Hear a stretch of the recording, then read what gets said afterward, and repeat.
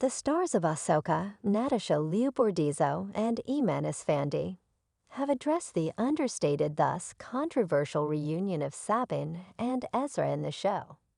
Hello everyone, welcome to my channel. Please subscribe and keep watching for more details.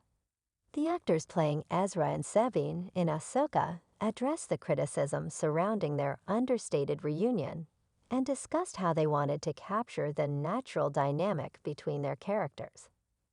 The reunion between Ezra and Sabine in Ahsoka Season 1 faced criticism for not being emotional enough.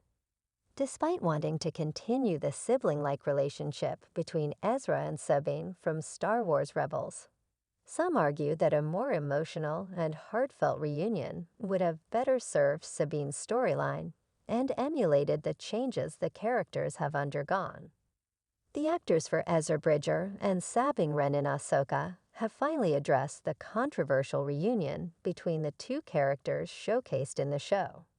Interestingly, the story for Ahsoka Season 2 may call for yet another reunion between the characters that will need to be more emotional to forego the criticism faced from the same situation in Ahsoka Season 1. At the end of Ahsoka Episode 6, Sabine Wren finally finds Ezra Bridger after almost 10 years and traveling across galaxies, yet their meeting was noticeably understated, coming under fire from longtime fans who wished for a more touching meeting. Recently, Eman Esfandi and Natasha Liu-Bordizzo, who play Ezra and Sabine, respectively, have commented on the moment at the Ahsoka panel during Los Angeles Comic-Con 2023 via CRAD.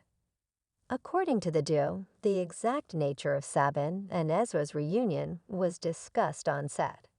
Here's what Esfandi and Bordizzo had to say about Ahsoka's low-key Star Wars reunion. Natasha Liu-Bordizzo: "It was funny, 'cause on the day we sort of discussed it. We were like, what does feel right? It's almost such an epic moment you want to cry and run to the person. But then at the end of the day, you just have to do what comes out naturally as Sabine and Ezra. They're just old friends who would be like, hey, I casually gave up the galaxy to find you, but hey." Eman Esfandi: "No questions asked. Say, what's up, dude? Thanks for finding me. It was very organic." Natasha: "It's very Star Wars, the casual nature of something that should be so much more serious, I think." According to the actors, it was quickly settled that the reunion would try to emulate the easygoing sibling dynamic between the two that was always showcased in Star Wars Rebels. This dynamic will likely continue in upcoming Star Wars TV shows, should the two meet again after Sabine was left stranded on Peridea, while Ezra returned to the main galaxy of the franchise.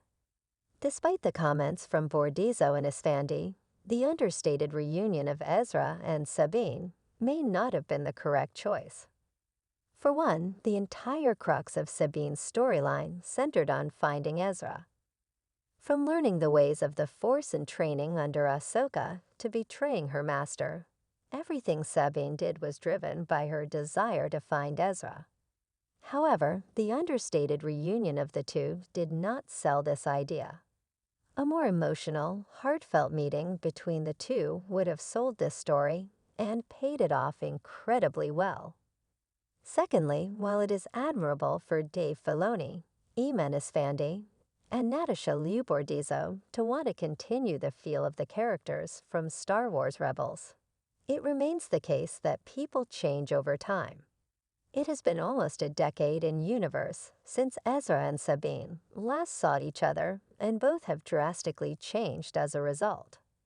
Growing older would have been a good reason for the two to show more of an emotional side with one another, rather than the easy option of continuing the more youthful sibling dynamic as it was presented in Ahsoka.